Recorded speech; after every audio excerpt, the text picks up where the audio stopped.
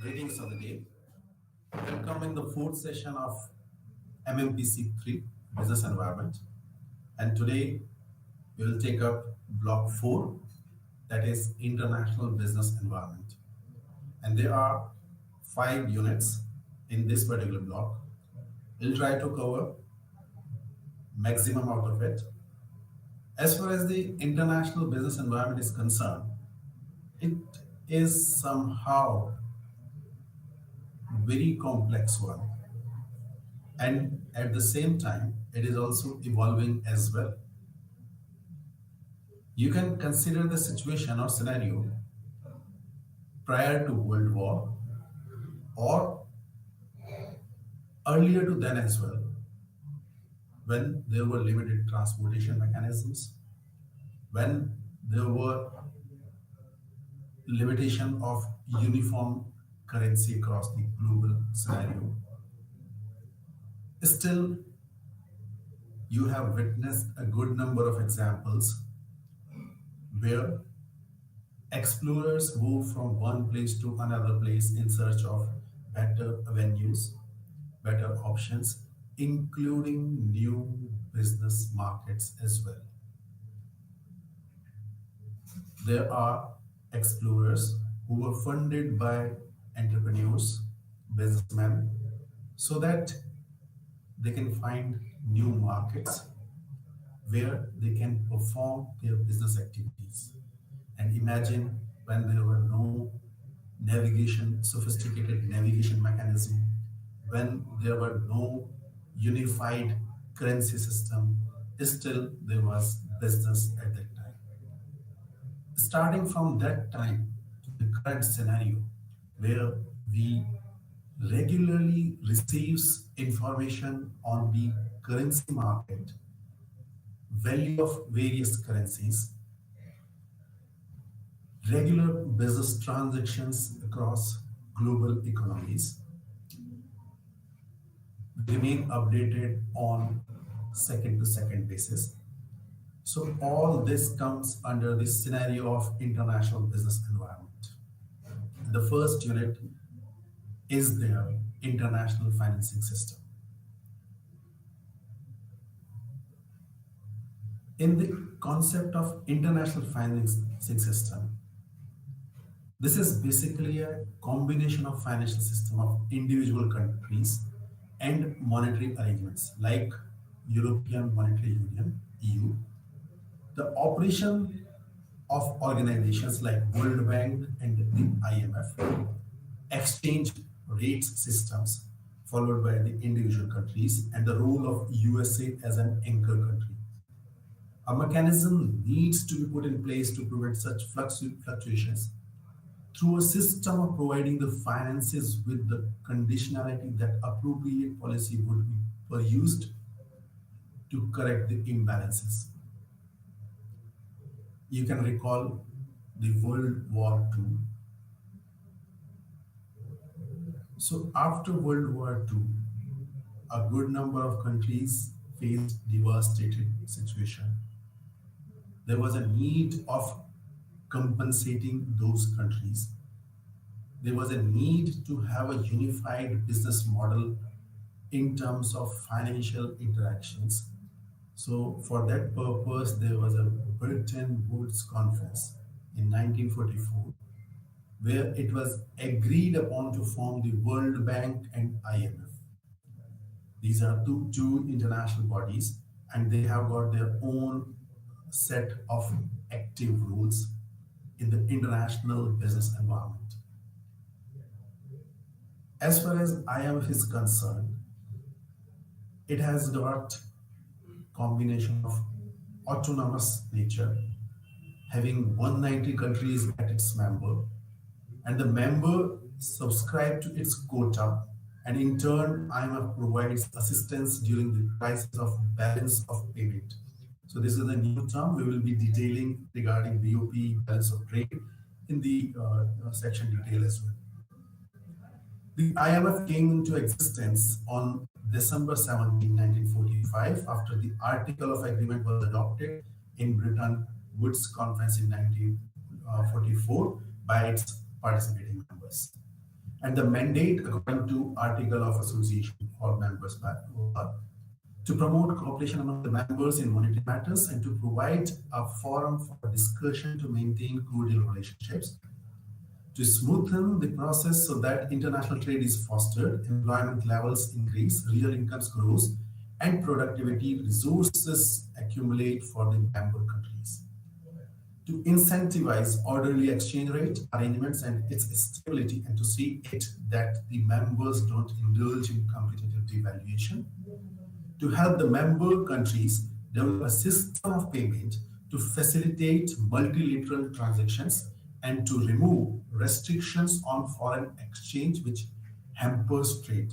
So here you can recall in the previous session, during the concept of economic policy in the Indian context, we somehow discussed the concept of 1991 policies where India was in a trouble regarding its balance of payment.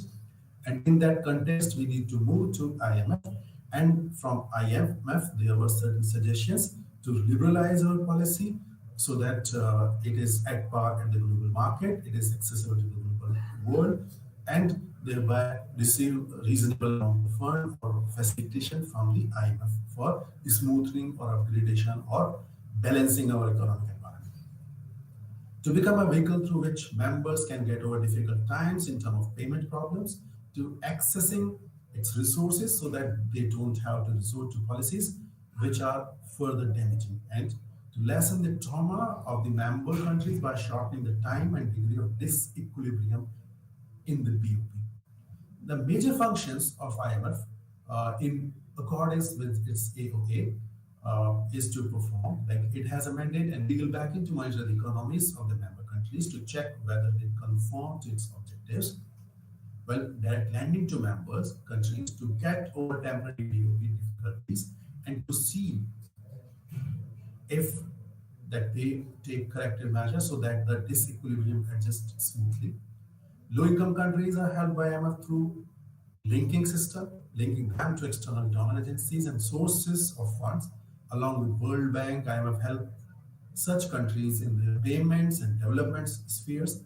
IMF is also involved with debt relief and high indebtedness of these countries. It's a forum for consultation and international coordination of member countries to prevent disorderly movement in exchange rates. Further, it supplies additional international liquidity through issuing of special drawing rights (SDRs) if need is felt. So we need to remember this term, that is SDR. It will be repeated subsequently in the major sections as well. SDRs are the unit of account in which the fund transacts with its member, but they are not a claim on the institution. SDRs can be exchanged for the convertible currencies. SDR stands for Special Drawing Rights. Other functions include training and capacity building of especially developing country members in area of its expertise. This helps the members to avoid costly mistakes while formulating economic policies. Will research in areas where it normally advises disseminated and which is disseminated through its reports, working papers, and articles through economic modes, electronic modes. So here, at least the major points, major functions are somehow related to if we consider the domestic market, it somehow relates to function of RBA as well.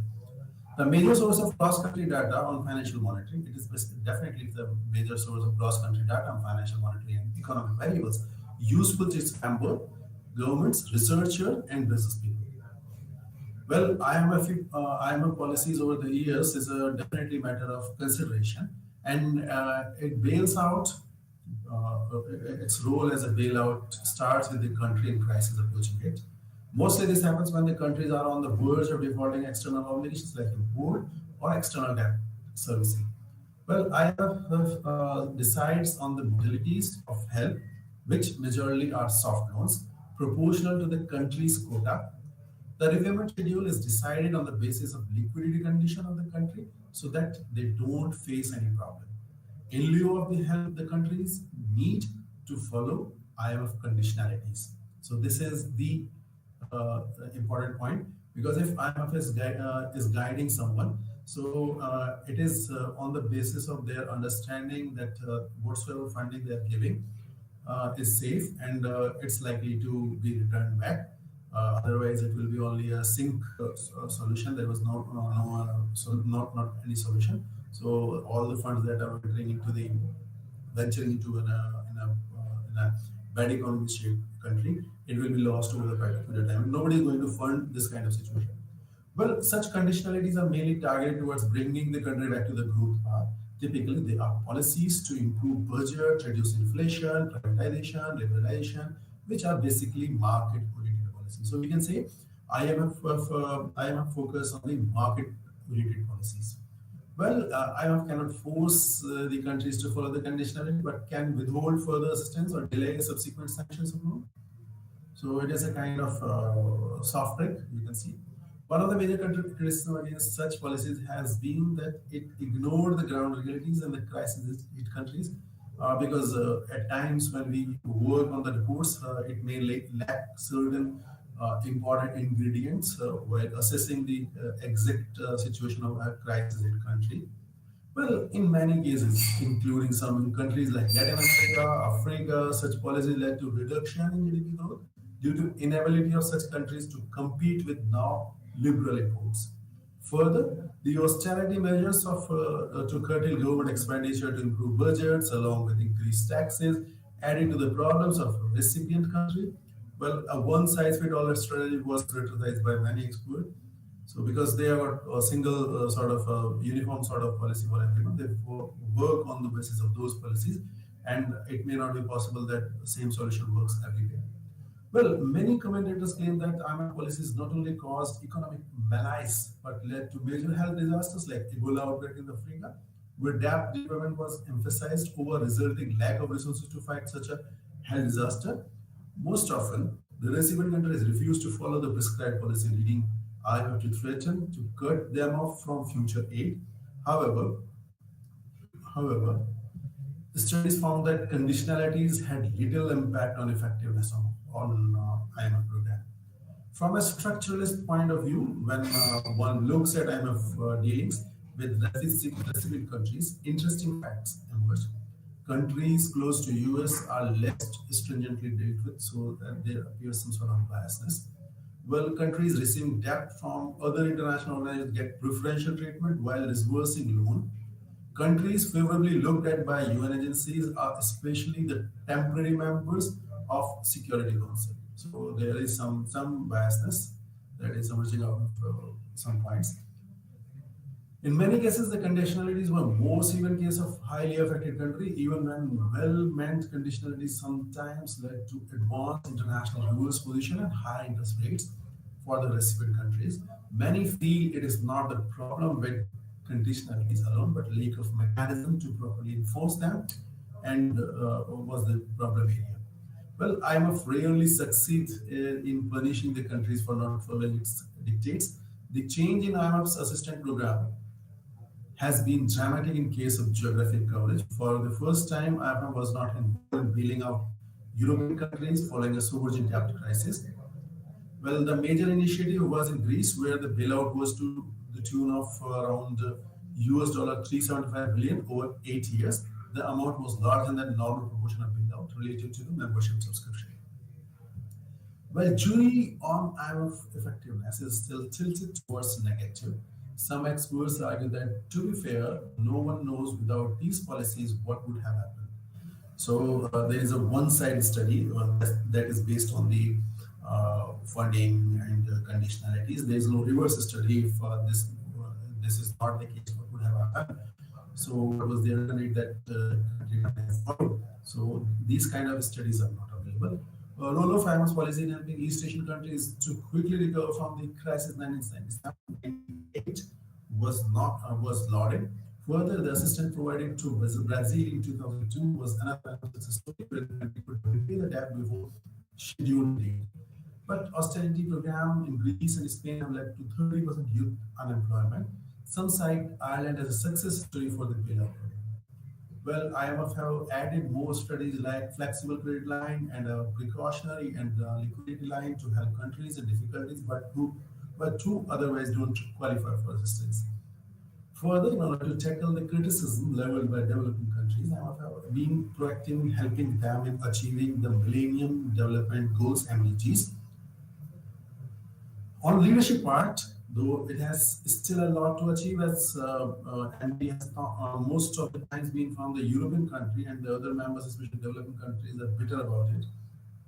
During the recent COVID crisis, IMF doubled the fund available for assistance through rapid financing instrument and rapid credit facility. A demand almost of US dollar 100 billion was constructed. More than 100 countries have asked for relief. Well, as per August 2020, almost 70 countries have been touched through US dollar 30 billion loans. Chile and Peru have been given assistance through flexible credit lines. So poorest countries have been given grants to cover their payments in the interim period. The funds have also requested wealthy countries, including China, to resist from asking the poorest countries to pay the debt obligation in the difficult years. Well, there is another agency that is World Bank, and this institution also came into being after the Bretton Woods conference. That was in 1944. The major role proceeds for the institution was to rebuild the countries severely impacted by the World War II. It functions like development financial institution and an investment bank at the same time. After its operation in the war-ravaged countries, their conditions improved. Well, the bank then shifted focus on the development needs of the poor countries. The funding source for the bank's operation is mainly capital market, issuing bonds and grants received from its member, and its other sources of fund are the other sources of funding. Well, direct selling of bonds and notes to its member countries are also sometimes resorted to raise funds.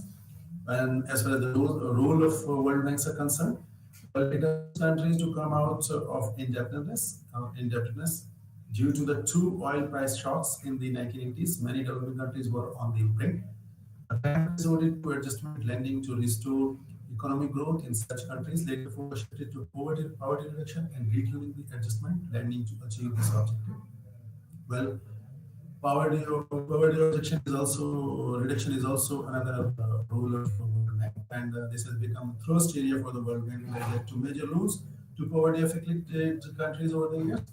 The areas through which this was done is mentioned in the thirst area for the World Bank, which include agriculture, rural development, AIDS, anti-corruption, debt relief, heavily indebted poor countries, education, training, energy, environment, evaluation, monitoring, financial centers, and globalization, global monitoring, governance, etc. So there's a huge list of sector thrust areas where World Bank supports. Then country-specific assistance. The mandate of World Bank was to lend to clearly identified projects and for intervention. It was soon realized that the countries targeted were not capable of identifying projects.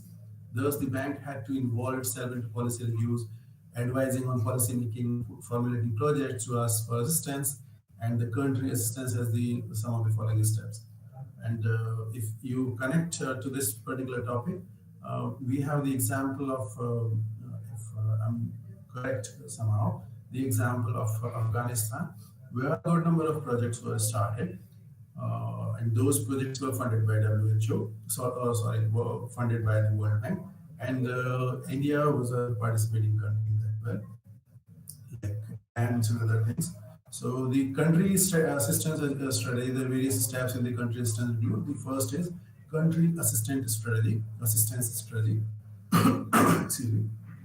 The bank prepares lending and advisory services based on the selectivity framework and areas of comparative advantage targeted to country poverty reduction efforts. Then identification, the projects are identified that support the strategies and that are financially, economically, socially, and environmentally sound. So here the concept of environment is also considered. Then development strategies are analyzed. Then there's the preparation. The bank provides policy and project advice along with financial assistance. Clients conduct studies and prepare final project documentation. There's appraisal. The bank assesses the economic, technical, institutional, financial, environmental. Again, environmental condition is also there and social aspects of the project. The project appraisal document and draft legal documents are prepared. Negotiations and board approval. The bank and borrower agrees on loan on our creditor agreement and the project is presented to the board for approval. Then implementation and supervision. The borrower implements the project. The bank ensures that the loan succeeds. Loan proceeds are used for the loan purpose with the due regard for economy, efficiency, and effectiveness. Then implementation and completion. The implementation completion report is prepared to evaluate the performance of both the bank and the borrower. Then evaluation, the bank's independent operations evaluation department prepares an audit report and evaluates the project. And that analysis is used for future projects as well. The World Bank is a provider for international public goods. The bank is looked upon to provide necessary advice regarding economic policy and risk involved in general investing in certain countries. The public goods provider bank are strengthening the democratic processes, promoting partnership with the private sector, providing knowledge about the relevant, which are relevant to the development, global environment, correcting market failures, rectification of information failure, elimination of drug trafficking, management of global capital flows, along with overcoming market imperfections and policy interventions in poor countries. Well, Knowledge Bank, it gives its expertise in a wide-ranging area, and the bank is a repository of information which spans across countries and sectors. The bank needs research to decide its intervention strategy and to monitor the countries to identify early warning signs. Based on research, the bank can provide relevant advice to its member countries. The databases hosted by the bank can be used by academicians, policymakers, corporates, etc. for their relevant work. Doing business reports, world integrated trade union solutions are some of the very useful reports and databases used widely across the world that are facilitated by the World Bank. And World Bank itself is a group of institutions. Like one is called as IDA, it is International Development Association. Well, this arm of bank looks after the poverty alleviation debt relief for majority of around 74 poorest countries of the world that they lend money to on concessional or near zero interest rates. And these loans are made for the period of 30 to 40 years. And at times there is a interim 5 to 10 years of grace period. And the debt relief is done through two initiatives called heavily indebted poor countries and multilateral debt relief initiatives. And this institution provides a range of steps to promote economic growth, equality, employment opportunities, higher income, and enhanced living standards. And the major areas covered under the institutions initiatives are primary education, basic health services, clean water and sanitation, agriculture, business climate improvements, infrastructure, and institutional reforms. Then next organization under World Bank is International Finance Corporation, that is IFC. It involved in the private sector development in member countries, especially those projects which have welfare implications. It acts on services like power, water, transportation, communication have been targeted for this purpose. Then another agency is it's a multilateral investment guarantee agency that is called as MEGA. Well, MEGA comes to channelize foreign investment in disturbed and poor countries through its initiatives. The most important of them is the political risk insurance products, which can be bought by investing companies to guard them against any problem, which makes their investment bad in host countries. The agency also provides services like technical assistance to promote investment climate, settle investment disputes, and promote foreign capital flows in disturbed countries who need them the most. Well, the Independent Evaluation Group of MIGA, it was established in 2002 to assess MIGA's operational and developmental effectiveness. Well, the activities to be evaluated include guaranteeing projects, technical assistance, advisory, legal services, as well as evolution of MIGA's institutional efficacy and strategy for the management as well. Then there's when you see there is a concept of lending and borrowing. So definitely there may be some sort of disputes. To address those disputes, there is another agency of another arm of World Bank, that is International Center for Settlement of Investment Dispute, that is ICSID. Well, it gives a platform for the investors to settle their disputes with the host states. Well, it's basically a voluntary step. Once sought, they cannot withdraw from the proceedings. Additionally, over the years, given the request by the members, ICSID may also involve itself with fact-finding missions related to disputes. But it now also allows cases in one of the countries involved in the dispute are not in its member. So it is sort of extension of its work. But additionally, it may also involve in transactions which cannot be categorized as foreign investment, but is distinct from the ordinary commercial transactions. Well, the Secretary General of ICSID is available for appointing arbitrators or disqualifying them for disputes covered under their conventions.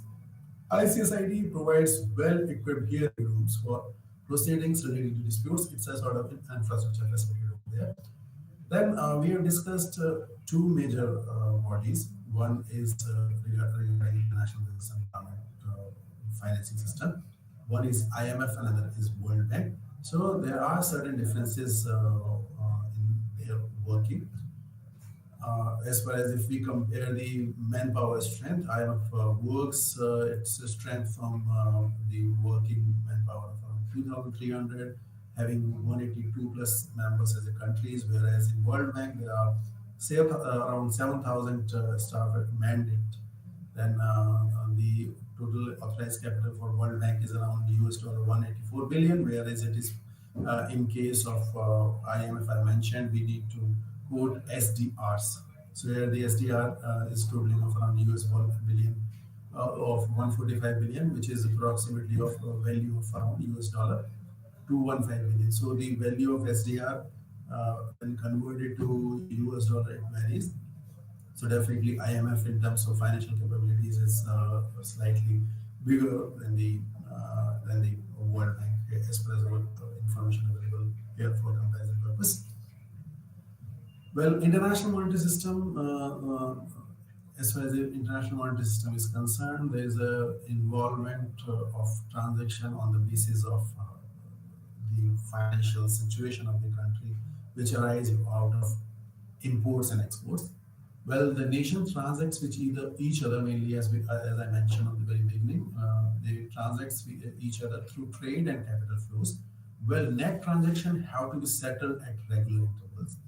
While engaging in such transactions, some of the countries may face situations where payment obligations are more than their receipts. In that case, such disequilibrium of imbalance of payments is either met through foreign exchange reserve or through borrowed funds. Hence, there is a requirement for countries and institutions to act as supplier for such reserves.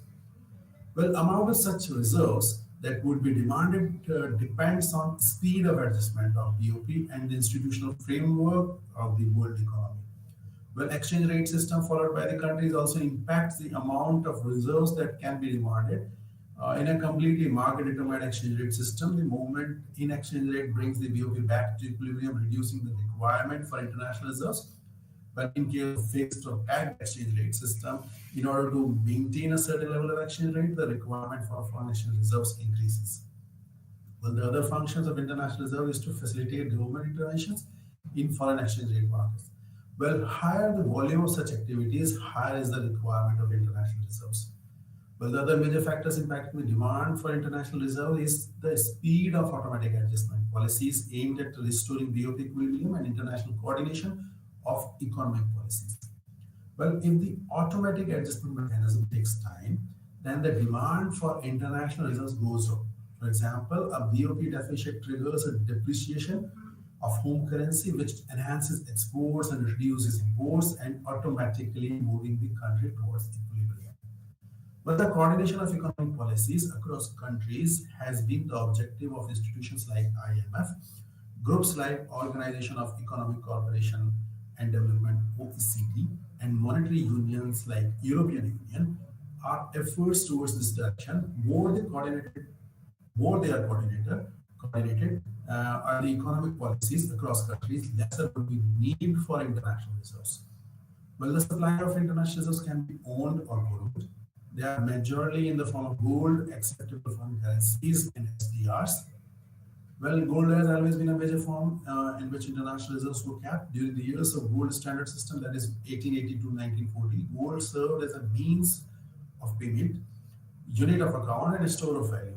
The national currencies were denominated in terms of gold, and since its supply was not that flexible in disciplined the central banks, in the sense that excessive money growth was not possible. Countries stood committed to exchange gold for their currencies freely. Well, the importance of gold in money supply, however, drastically came down before World War First, and the importance of paper money and demand deposit and back increased manifold. At the end of World War One, when inflationary tendencies were high, there was a demand to return back to gold standard, but it turned out to be an uphill task, and due to onset of Great Depression, it was no longer possible to maintain a system, and countries one by one abandoned in gold standards. As per current estimates, there is I think 1% transaction is in the gold currency in the gold terms of gold. After World War II, when IMF came into being, the world moved on to what is known as gold exchange standard.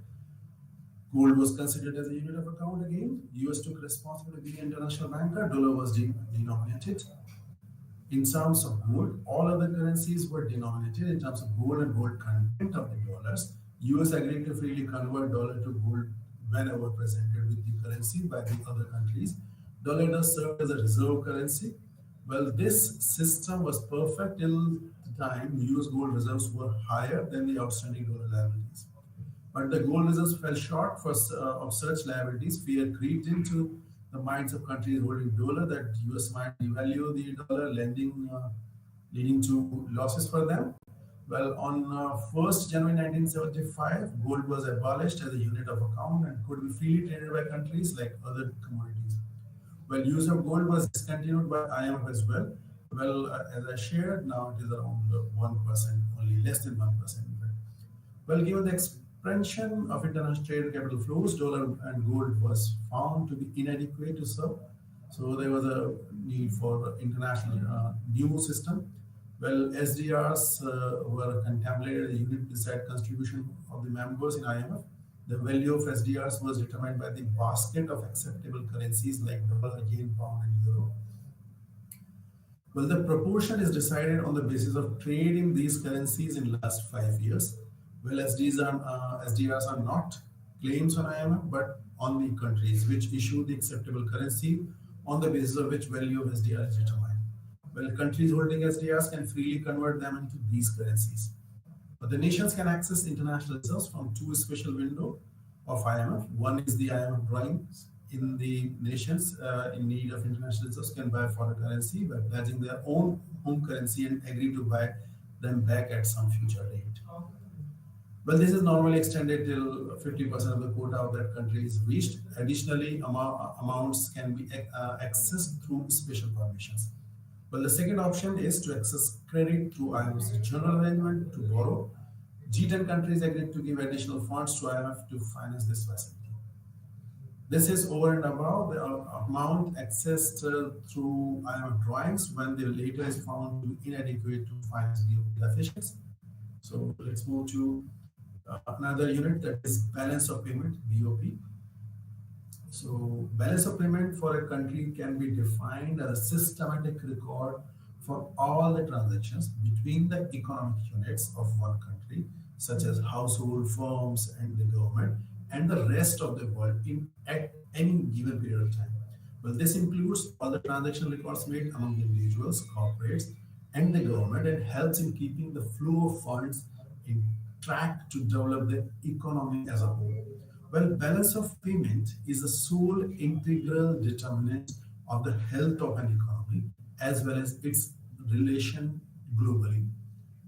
It portrays the overall transactions of an economy with the other global economies during a given time period in a systematic and prudent manner.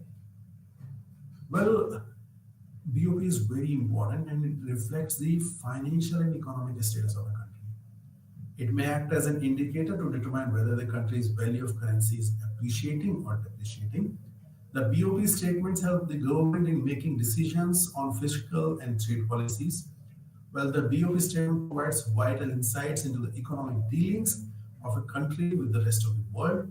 Well, as a close study of BOP statement and its components would help in identifying the trends which might be beneficial or harmful for an economy and thus helps in taking appropriate economic measures.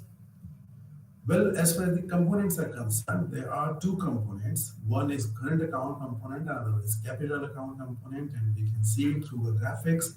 The current account component further has got certain parts that is working as services, transfers, and earnings. As well as capital account is concerned, it has got loans, borrowing, investment, foreign exchange reserves.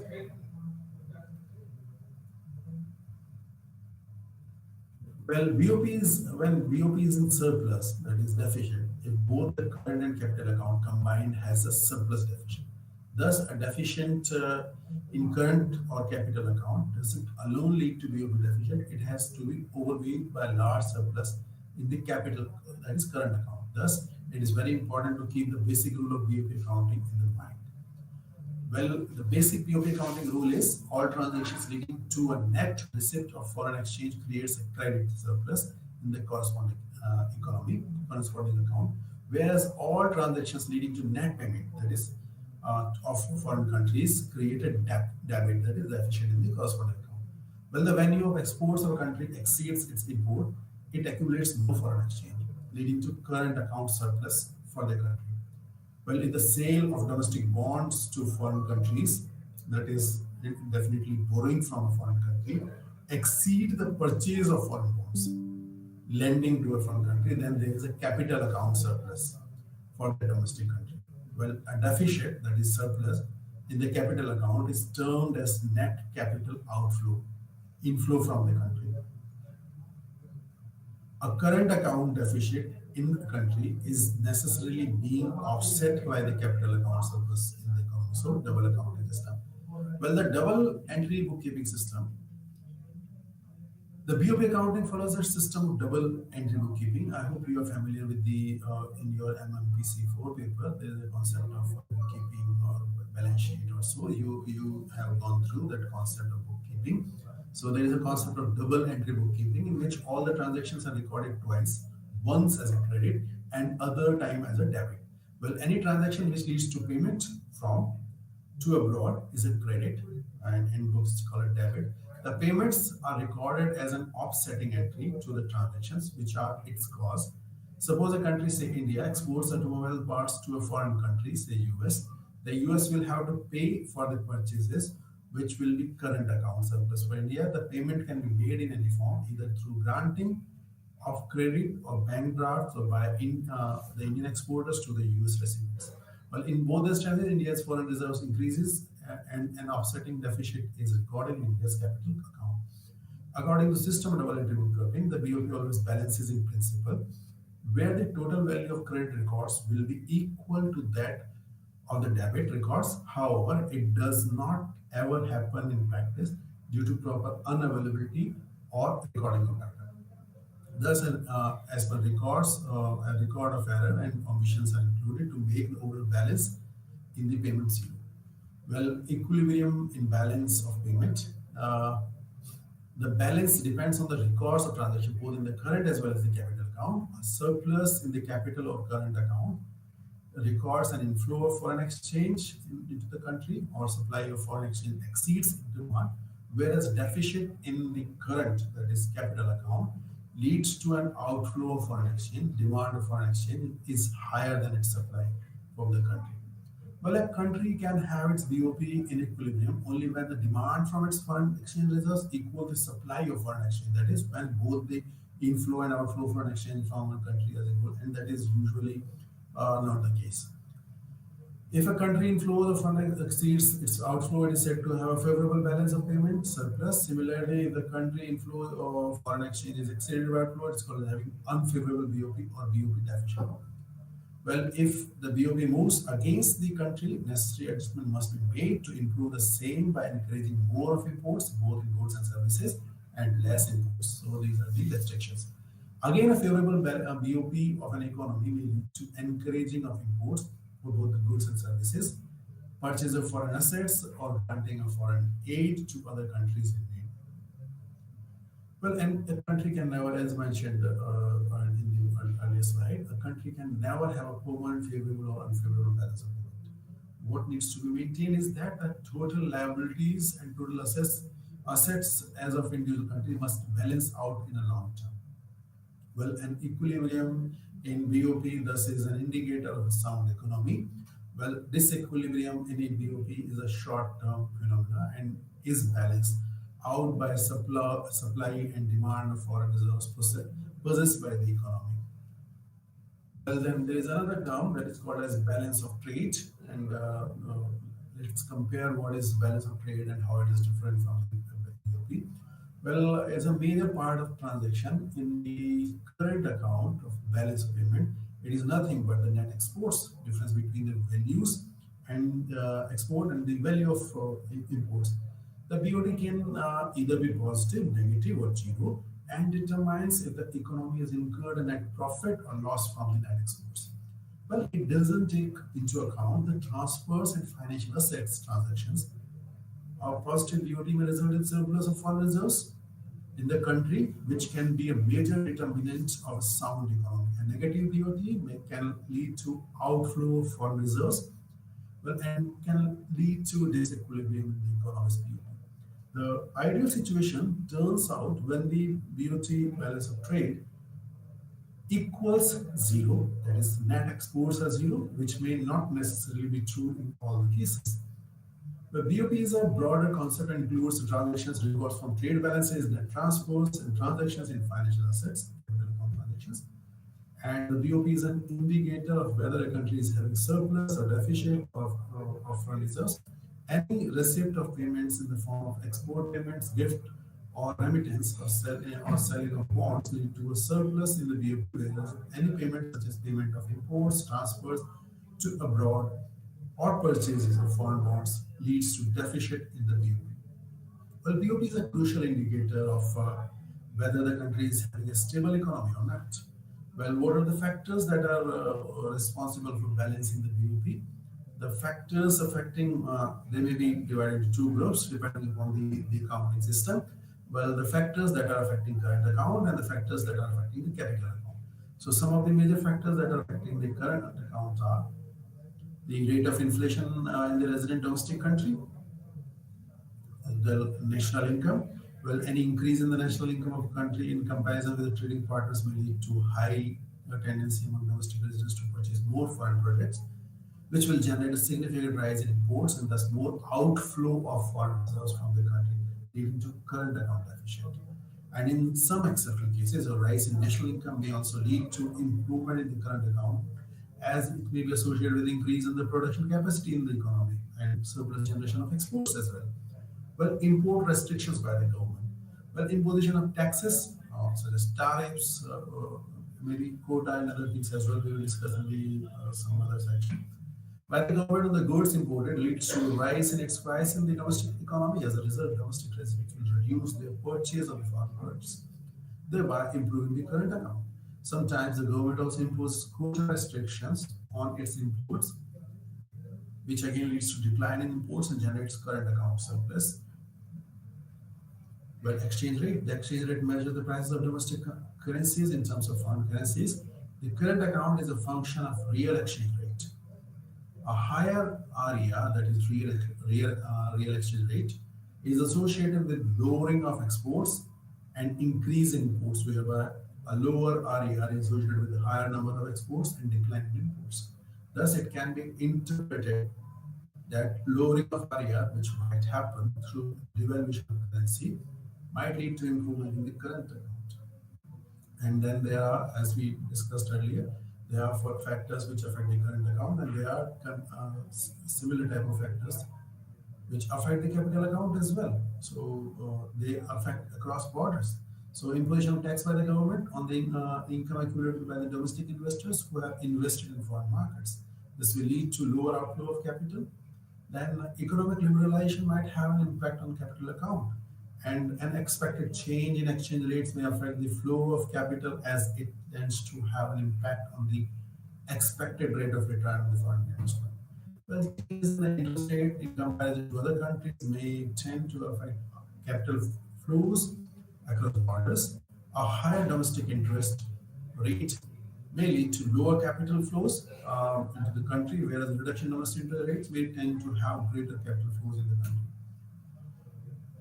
Well, the role of central bank and BOP. The central bank of all the countries hold reserves of foreign currencies, which they can use to finance a deficit in the current account. For instance, a country, say India, has a deficit in current account of worth rupees 200 and a surplus in the capital account worth rupees 180. Then there is an overall BOP deficit of rupees 20. If central bank, in this case RBI, instruments, then it can meet the deficit by selling equivalent amount of foreign exchange to its importers for payment of foreign countries. However, in case of a capital account deficit, sale of foreign exchange by RBI may be required for foreign lending or repayment foreign bonds by the Indian residents. Such purchases and sale of foreign exchange reserves by the central bank are termed as official reserve transactions. Well, an overall surplus in the BOP leads to purchase of foreign exchange assets by the central bank, which expands its stock of foreign reserves and hence increases the money supply in the economy. Well, an overall BOP deficit, on the other hand, leads to sale of foreign exchange reserves by the central bank, which leads to depletion of its foreign exchange reserves, thereby lowering the money supply in the economy. Well, let us consider an example with which we can understand. Suppose US has a current account surplus of US $60 million and a capital account deficit of 40 million. Then this implies that there is an overall BOP surplus of 20 million. If the Federal Reserve intervenes, then it will purchase foreign exchange reserves equivalent to 20 million and add to its stock of foreign reserves, and there is an increase in the net foreign reserves of the Federal Reserve. Well, to finance a current account deficit, there are three mechanisms basically: portfolio investment, external commercial borrowings, foreign direct investment, and NRI deposits. Well, as far as the Indian context is concerned, we can explore certain trends in Indian BOP. As far as the graphics, you can see there is a graphical representation in terms of merchandise, trade, balance, exports, and imports. And interestingly, this is for the period of financial year 2021 and relative data of 2019-20 and 2018-19 is also there. And it shows a scenario when we faced the major problem that was related to the corona as well in one block for consideration, and you can see the fluctuations over there in this regard. Then there is a concept of comparison between net services export. As far as the concept of export is concerned, not only product but also services also export. And interestingly, even the 2021 bracket, it fluctuated, but not that much. And the major portion definitely across all the comparative period remains the software. And the second one maybe for travel or so. But the travel segment, if you see travel and financial segment and other segments also that shrunk during the year for the phase of 2022 sorry, 2020 and 21. As far as the current account surplus, which is 0.1% of GDP, it is also visible, and the marked difference may be visible in the 2020 and 21. Then net FDI flows also.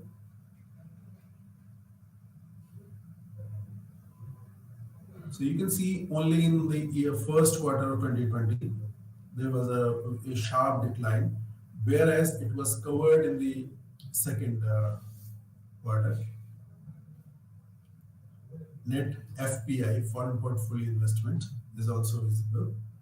Well, India's external debt stood around, as far as September 20 report, it is around US dollar 556.2 billion, which recorded a decline of US dollar 2 billion over that in the previous end 20 area.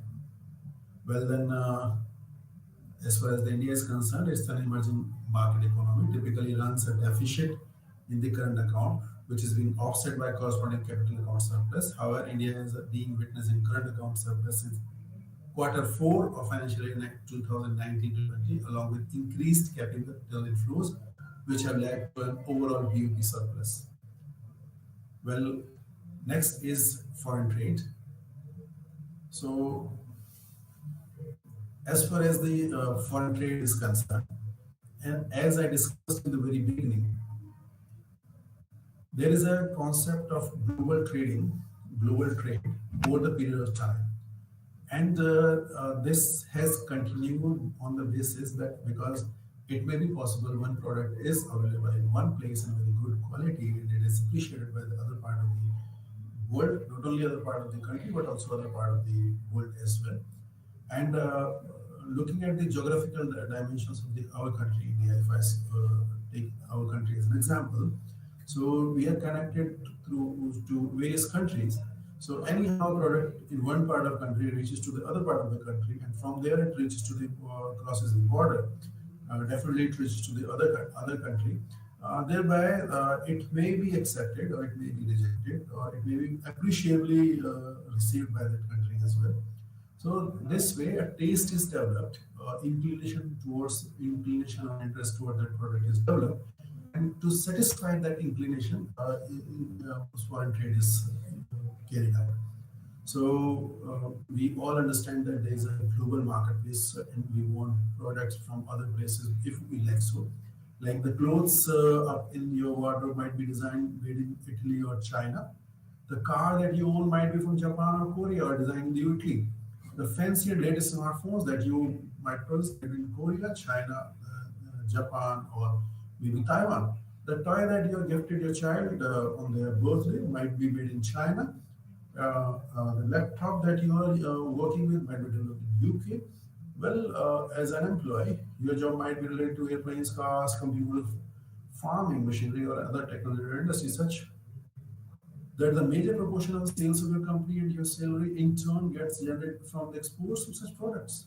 Well, in short, we are all connected through international trade, which has shown an immense growth in the last few decades. Well, international trade refers to exchange of goods and services between the countries, and it is very well monitored over the period of time. The exchange of goods and services along people, more commonly as barter system, is an age-old practice. Several political ideologies involved since the late Renaissance period and has continued after World War II and have defined the world trading pattern according to their own beliefs. Well, according to mercantilists, who dominated during the 16th to 18th centuries, acquisition of wealth in the form of gold by a nation is of utmost importance. Well, a nation can increase a benefit from the trade only at the cost of other nations' welfare. This led to imposition of price and wage control, promoting domestic industries, exports or finalized goods, and imports raw material while limiting the exports of raw material and imports to finalized goods. Well, during the various phases of World War, post-World War, there was a sort of development of more business ethics, development of more regulation on the business segment so that what is to be produced domestically and exported, what is to be imported from the international market. And to this, one of the important component was earlier there was a transaction between two countries. A is producing something, it is consumed in B, and B is producing something which is reversely consumed in the country A. But with the arrival of exploration of oil as an energy source, there is a third dimension that was added in international trade. So now what is happening? There is a transaction between two countries, A and B, and their transaction is settled for the product that they derive from the country C, that is oil, gas, or any other product. So this way, a circular or a triangle sort of economy is working on or going on. Well, why there is a need for the international trade? The concept of international trade goes back around 10,000 years ago when there were not much defined modern states and national border concept. It goes back to time when ships and packed animals were the only mode of trading among people, as we discussed in the very first section of this discussion. Well, countries today globally would not be able to survive without trading internationally. With greater size and increasing population, there is an increase in needs and wants of nation domestically, which a country may not be able to produce given its resources base, manpower limitation. Hence, import and export nations worldwide are the integral part of survival of their every economy. Well, price, a country may produce something at a relatively lower price than another country, which may produce at a higher cost. The quality, availability, demand. Well, there are certain advantages and disadvantages of international trade. It may be economies of scale. Suppose one product is produced at one place at a higher, in a larger quantity, so thereby its cost will be lower. Well, there may be comparative advantage. Trading allows countries to specialize in production of goods and services. It is capable of producing using its resource base. Well, competition. Well, selling and services internationally boost both the foreign and domestic markets. Domestic suppliers and consumers are aware about the foreign competitors in terms of prices and quality of goods and supplies. Would ensure the quality and price of their goods in order to meet the global competition, the transfer of technology, more job creating opportunities. Well, there are certain disadvantages associated with international trade, like over dependence adversely affect demand, unfair for startups. Well, new startups or companies may not be able to flourish or may not be able to expand both its resources and experiences to compete against the biggest foreign firms who are well settled over there. There are national security threats, then it is quite possible because if you are dependent for on food, energy, and military on a neighboring country and there are not good relations, then definitely it's a national security threat. Then burden on national resources. Then there may be a comparison between absolute and comparative advantages associated with the international trade. Then there are intra-industry trade among similar economies. According to theory of comparative advantage, a country can produce goods in which it specializes to a certain degree and then trade them off globally. However, a significant proportion of trade is intra-industry trade, or trading of goods within the same industry. Among fairly similar economies like US, Japan, China, Mexico, and European Union, but why do similar economies engage in intra-industry trade? There are three reasons: gains from specialization and learning. Like one is already specialized, so their product may be somehow superior to the other one as well. Economies of scale, competition, and variety.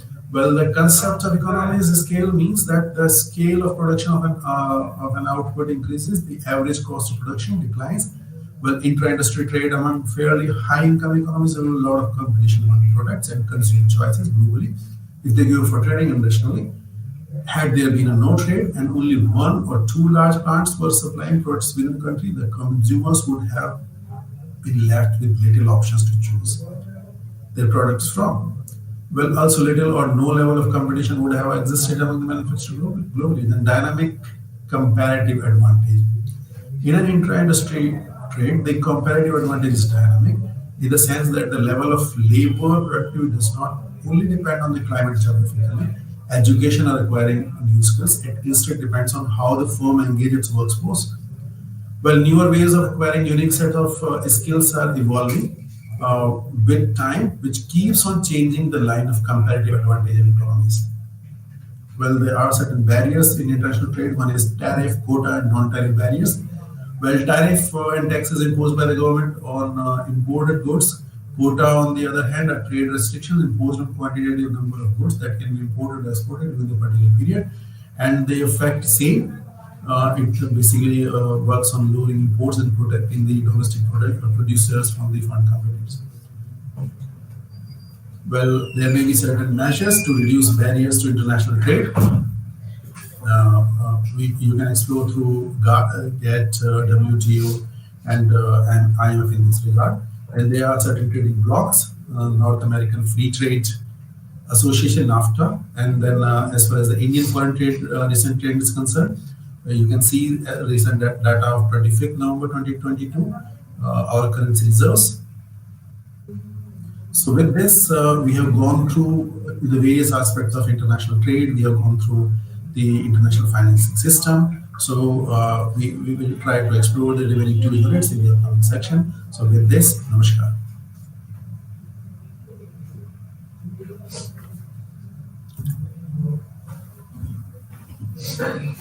कल के लिए किसी भी से काम चल